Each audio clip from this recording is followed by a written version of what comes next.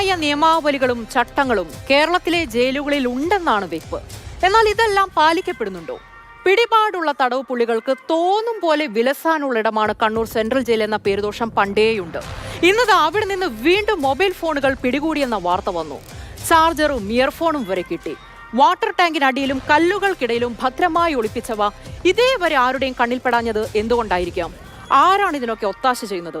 ഇപ്പോൾ പിടികൂടിയവിൽ മാത്രം ഇതൊക്കെ ഒതുങ്ങുമോ? സംശയമാണ്. ഫെലിക്സ് തയ്യാറാക്കിയ റിപ്പോർട്ടിലേക്ക്.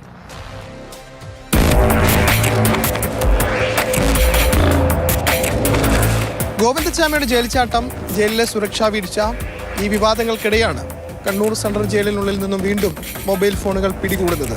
കഴിഞ്ഞ വെള്ളിയാഴ്ച ജയിൽ DIG കണ്ണൂരിലെത്തി പരിശോധനയ്ക്ക് നേതൃത്വം നൽകി. അങ്ങനെ പരിശോധിച്ചപ്പോഴാണ് 3 കീപാഡ് ഫോണുകൾ ലഭിച്ചത്. ഇതിലൊരെണ്ണം വാട്ടർ ടാങ്കിനടിയിലായിരുന്നു, മറ്റ് 2 കല്ലുകൾക്കിടയിൽ ഒളിപ്പിച്ചു വെച്ച നിലയിലുമാണ്.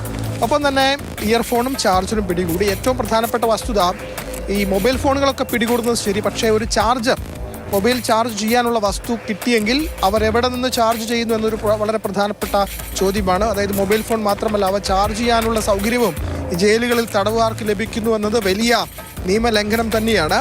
നേരത്തെയും കണ്ണൂർ സെൻട്രൽ ജയിലുകളിൽ നിന്നും സ്മാർട്ട് ഫോൺ അടക്കമുള്ളവ പിടികൂടിയിരുന്നു. കഴിഞ്ഞ ദിവസവും ഫോണുകൾ പിടികൂടി. ഇപ്പോഴും ഫോണുകൾ അവിടെ ആളുകൾ, തടവുകാർ നിർബാധം ഉപയോഗിക്കുന്നു. അത് തടയാൻ കഴിയുന്നില്ല എന്നതാണ് ഏറ്റവും പ്രധാനപ്പെട്ട കാര്യം. ഏതായാലും ജയിൽ ജീവനക്കാരുടെ പരാതിയിൽ ഇപ്പോൾ കണ്ണൂർ ടൗൺ പോലീസാണ് കേസെടുത്തിട്ടുള്ളത്.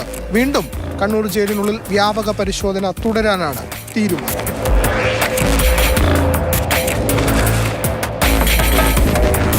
കണ്ണൂരിൽ നിന്നും ഫെലിക്സ് മാതൃഭൂമി.